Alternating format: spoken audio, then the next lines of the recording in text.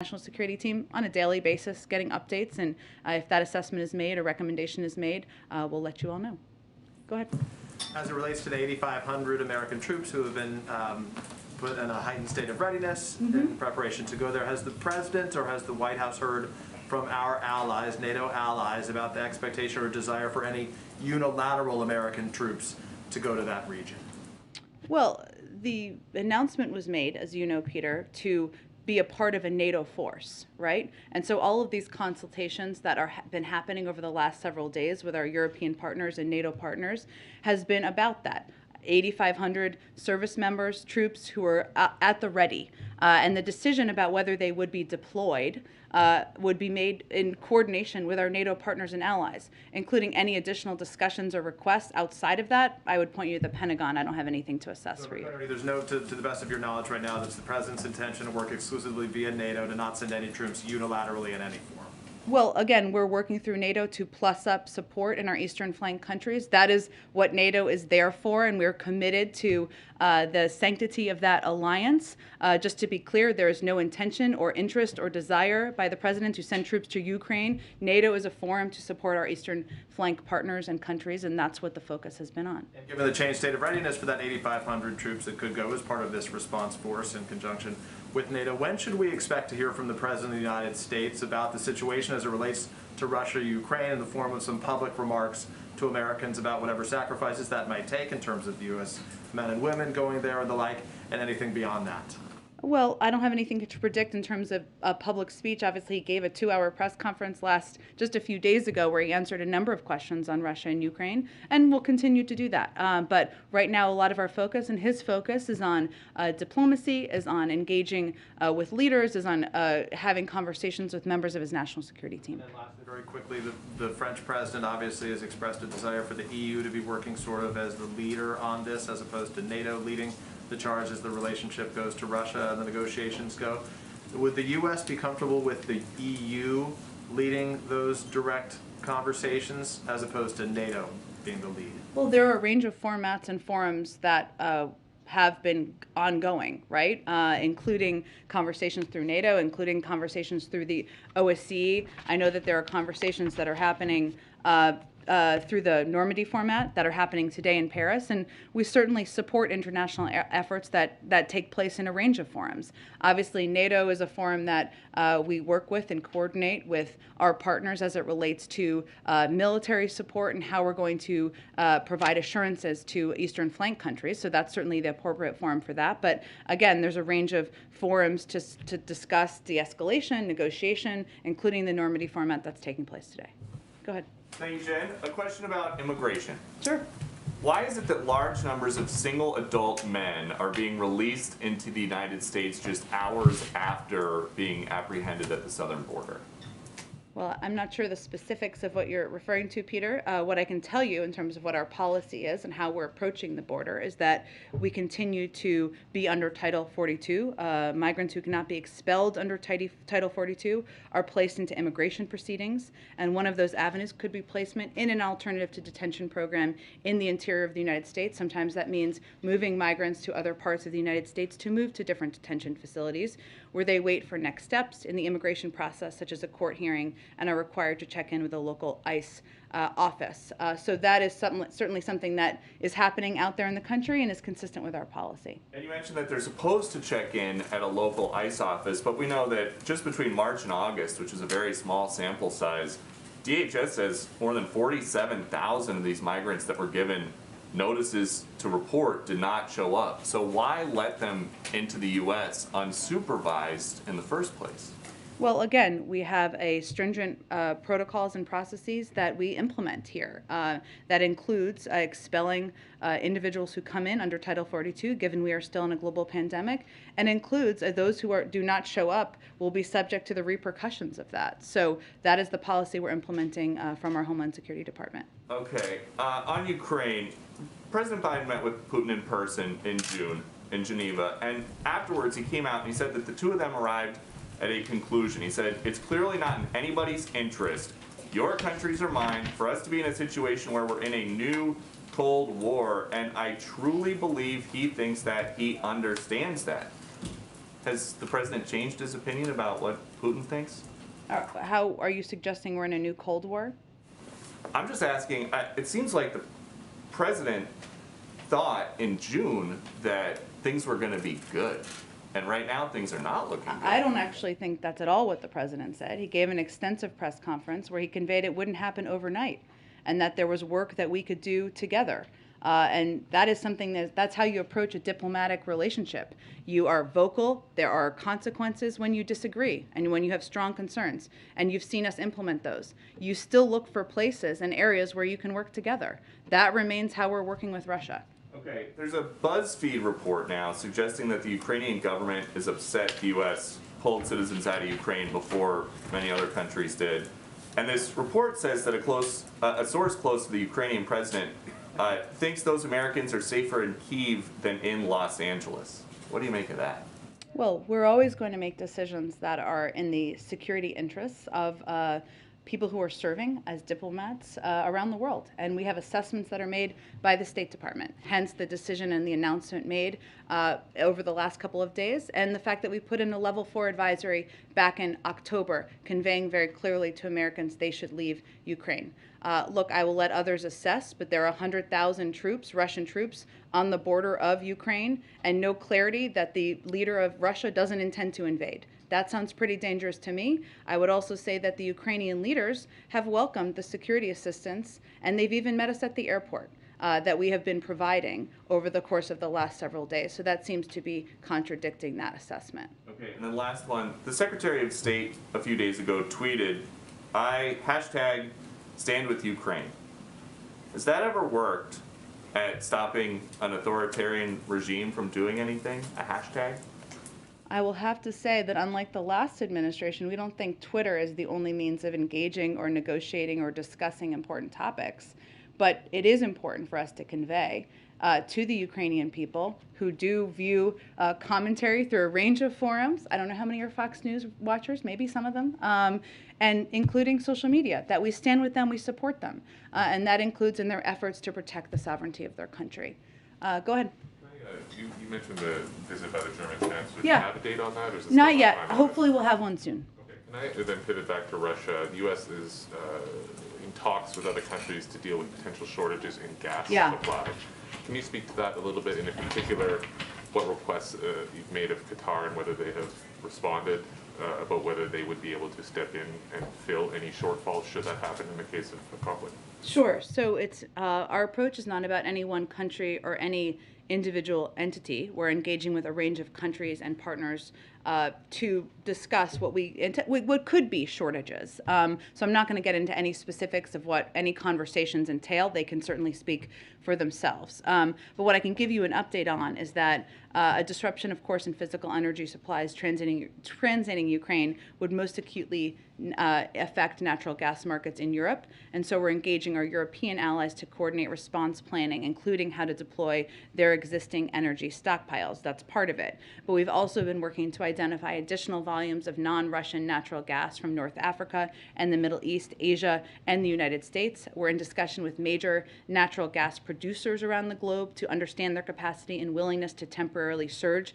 natural gas output and to allocate these volumes to European buyers. And we're also engaging with major buyers and suppliers of LNG to ensure flexibility in existing contracts and storage is managed and enables diversion to Europe. So we are, of course, preparing, as we are in a lot of other areas, a range of contingencies should there be a disruption for a range of reasons to natural gas. I would also note that natural gas markets are very regional by nature, given constraints on how much can be exported. So any reduction in Russian exports of natural gas to Europe would have a minimal impact on U.S. prices. That's what our anticipation would be. And sorry, on Qatar specifically, there's a belief that they've sort of allocated their production right now, which is running at more or less full capacity, to Asia. Have you had any feedback from that country specifically? I'm just not going to speak for any individual country or any individual diplomatic conversations at this point in time. That's why I said that it's not based on our approach here, and strategy is not based on one individual country or entity. It's a broad approach that includes engagement with Europeans as well as suppliers in North Africa, Middle East, Asia, and in the U.S. Broadly, can you say, last week was when the administration began to sort of ratchet up warnings that an invasion could be imminent, could happen at any time.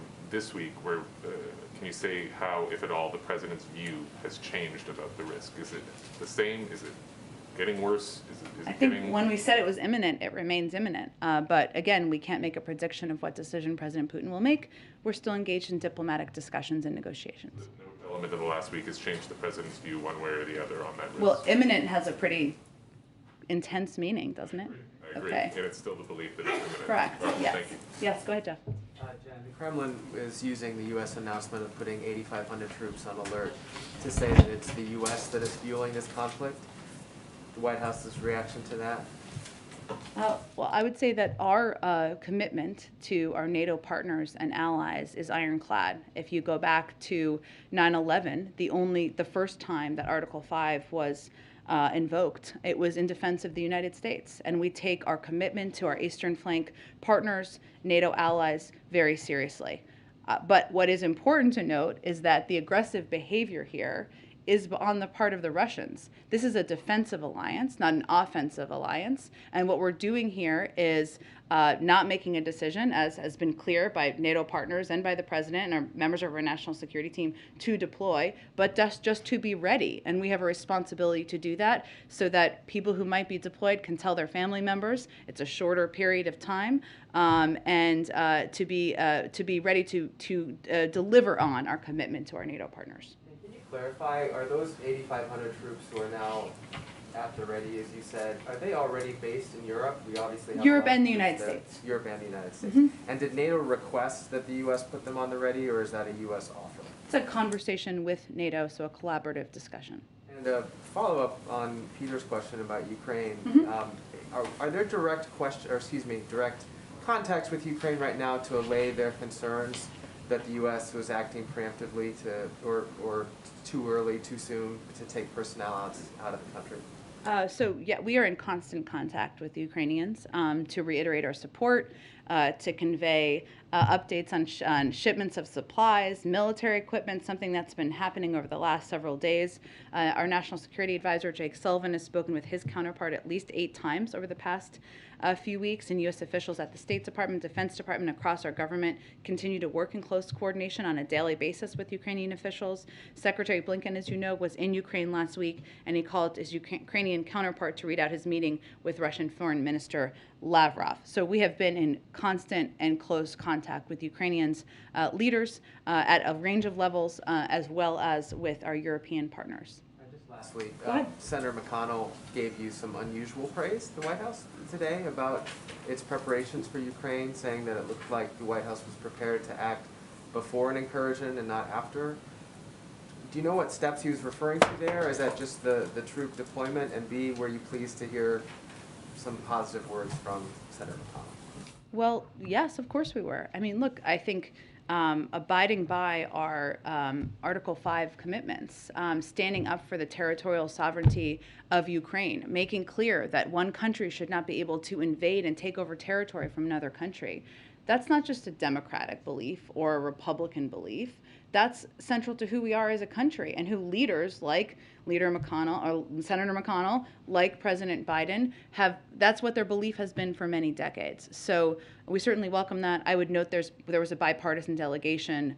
We have done a lot of briefings from leaders in the administration with Hill leaders. Those will continue as well. And what was the second part? Oh, what was he was referring to? Yes. I certainly would point you to him. I would say that we obviously have taken a number of steps in recent weeks, including very close coordination, more than 100 engagements with European partners, staying in close contact with the Ukrainians, obviously taking steps, including sanctions last week, making clear that we are going to have troops at the ready to support NATO efforts. So I would point you to him, but we have been taking and even noting false flag operations and kind of calling out propaganda, but I would point you to him or his team on any specifics he was referring to. Go ahead. Republican lawmakers in Florida are advancing a bill that would bar the state from doing business with companies that transport undocumented migrants into the state.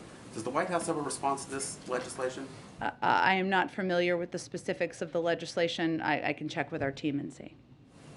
Go ahead. I'll start with a question on behalf of a reporter who can't be in the room today. His name is Pablo Manriquez. The outlet is called Futuro Media, and he asks, What unilateral authority is the president willing to exercise for immigrant relief that has not been tried yet? For immigration reform or relief or, well, I would say we're going to have to keep trying some of the measures that we have been working on to date. You know, the president put forward, proposed an immigration bill, a comprehensive immigration bill on his first day in office. We've obviously continued to work with leaders in the Senate to try to push that forward, including trying to work to have components included in the president's Build Back Better agenda. We're going to continue to work to not only instill and implement safer security measures, but also more humane measures with how people are treated, how children are treated. And we're also going to work, continue to work and redouble our efforts to address root causes. So we're going to continue to approach this from many fronts. Pablo also asks, is the president willing to reallocate unused green cards and apply them to immigrants waiting in decades-long green card backlogs? Well, we have reform to the system. Green card system is certainly something we've talked about as a part of immigration reform. I can check and see if there's anything we can do unilaterally on that front. Back on Ukraine and Russia. Yeah. Can you give us a status report on the written response to Moscow? When can we expect it, and will it be made public? Sure. I don't have an exact timing update. Of course, that would be led by our Secretary of State and our diplomatic team who have been closely engaging in these efforts. In terms of whether or not it would be public, I would note that typically it's not. Typically, paper that is part of negotiations or discussions, if you look at the Iran nuclear deal or you look at any treaty, not that this is a treaty, but just as a point of comparison, negotiations or discussions is typically not made public. It's a part of the diplomatic process and has been used by our diplomats for many decades. Is the president involved in the crafting of the response? The president certainly engages, is briefed by, and approves every component of our response and our efforts in this process. One more for me.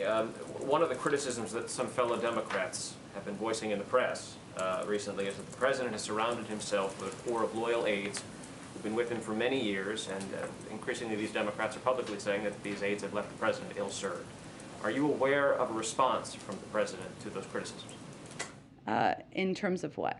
Well, there was the Democratic senator quoted today in the newspaper that said that sometimes the boxcars are empty. You know that Senator Manchin has publicly voiced. I didn't really even understand that quote, just to be honest. But here's what I would say, and I think I know what you're getting at, Steve. So let me try to answer your question. I am new to President Biden's orbit. I've only been working for him since I joined the administration during the transition, and then joined in this role here that I'm still in today. What I have found is that I see him on a daily basis, sometimes multiple times a day. He asks me consistently what I think, and by the people who have been surrounding him for some time, whether that's Ron Klain or Steve Ricchetti or others, they've certainly encouraged and supported that relationship and engagement. What I've seen the president do, and I know this isn't what everybody has visibility into, so I guess that's why I'm sharing this level of detail, is if you're in a meeting with him and you're having a conversation, if you don't know the answer, he wants more information, he picks up the phone and he calls the person he thinks does. Sometimes that's Ron Klain, sometimes that's Susan Rice, sometimes it's Brian Deese, sometimes it's Louisa Terrell. That's how the president operates, and that effort to really empower team members and have that direct relationship with the president is something that that's been my experience to date. Go ahead. Thanks, Jen. Just back to your comment about White House outreach on the Hill. Yeah. Can you confirm the White House is holding 2 classified briefings? Yeah, sure. And let me give you a little bit more detail on that, because I think I have that here too. So these briefings are led, of course, by the State Department and Defense Departments, but today we are providing 2 additional classified bipartisan briefings for House and Senate leadership and committee staff. They'll be providing updates on recent developments with Ukraine and Russia and the state of play. We're also working on all members briefings for the House and the Senate in the coming days. In the last week alone, Secretary Blinken and Deputy Secretary Sherman have spoken to nearly 20 members with additional engagements planned this week. And since December, we have had dozens of engagements with Congress on Ukraine and Russia, including 2 by President Biden, including one on December 7th with the Big Four, a January 19th virtual meeting with CODEL members, 6 briefings from National Security Advisor Sullivan to bipartisan members of the House and Senate, including leadership and National Security Committee chairs and ranking members, 9 interagency briefings for bipartisan members of National Security Committees, 8 interagency briefings for bipartisan Hill staff, including leadership committee and personal staff, and of course an open hearing that Toria Newland participated in back in December. So this is an ongoing process, and we will continue to provide regular briefings, some classified, some not, moving forward. Okay, great. And can I Oh, just- go ahead. Is there any updates on the federal website for testing that you can give us on how many tests went out or how many were requested? Sure, I certainly understand the question. There has been a great deal of interest. I don't have an exact number. I know that's something we will be putting out. Let me check on the status of that. I know I've got to wrap this up, so let me just quickly try to get to as many as I can.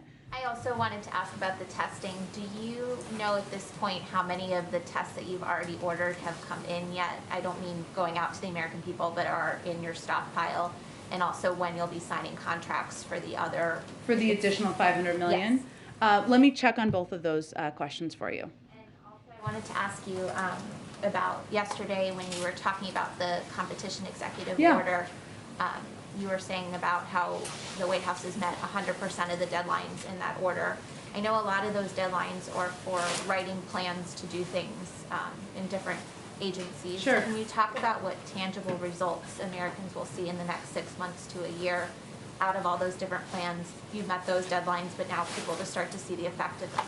Sure. I mean, the president talked about this a little bit yesterday, but part of that, and I don't have an exact timeline on it because they all have different implementation efforts, but some tangible things are being able to buy hearing aids over the counter, being able to take some of your products and get them repaired anywhere you want without worrying about that being a challenge. Making sure we're taking steps to address lack of competition that is out there in a range of industries where prices are going up. So every agency is writing different plans, and I'm sure they can detail and outline in more specifics. But I also, Bharat from our NAC team has been one of the people leading this effort, and maybe I'll see if he can come and give you guys all a more comprehensive briefing. Okay, Todd, last one, and then you guys, I think, get together. Two quick questions. Some members of Congress have been promoting this theory that the FBI had at least one provocateur in the January 6th mob.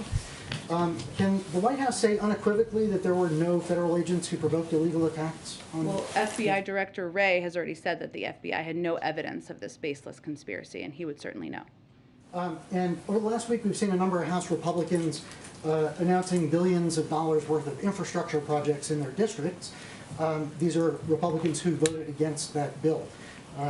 What does the White House have to say about that?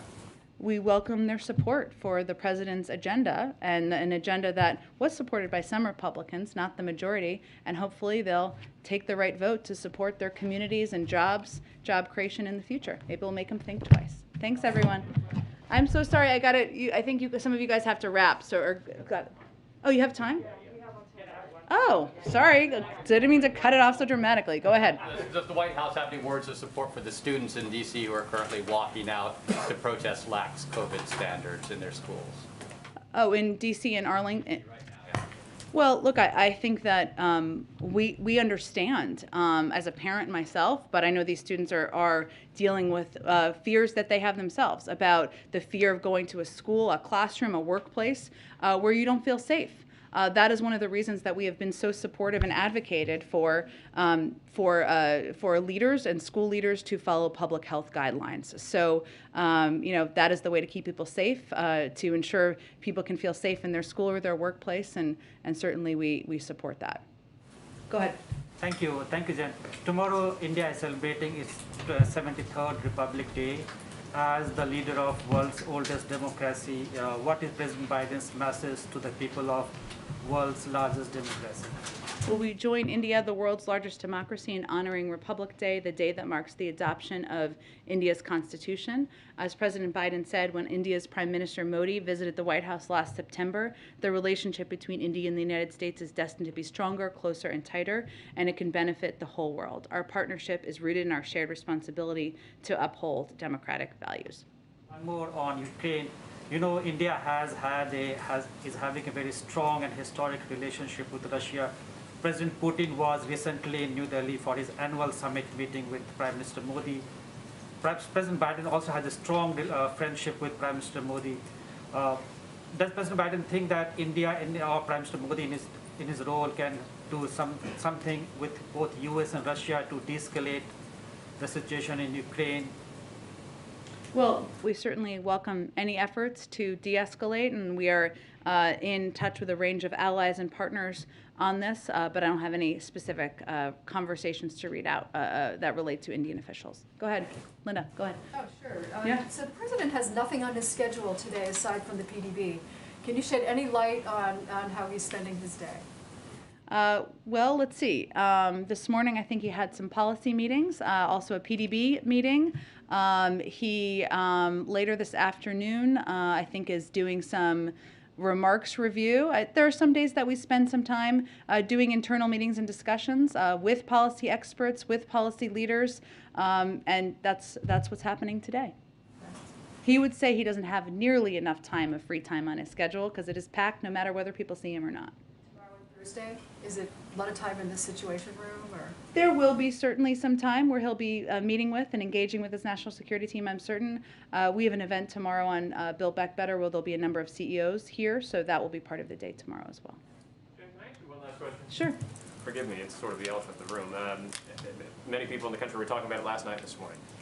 Does the president regret saying what he said about Peter? Can you shed some light if you have had any conversations with him today about what happened last night? Well, I would say what's most important, and it's Peter's sitting here, so this is kind of a funny thing, but the president called Peter, and he confirmed this, so this is only why I'm speaking to this. And if you have private conversations with the president, I will assure you I'm not going to convey that on your behalf. But Peter spoke to this. The president called him. He conveyed to him that it was nothing personal, man, and also acknowledged that all of you are going to ask him a range of questions. So I think that speaks for itself. Thank you, everyone. Hopefully I did that justice. Can't confirm. Person familiar. Person familiar. Okay. We only do on-the-record stuff here, Peter. Thanks, everyone. Have a good rest of your day.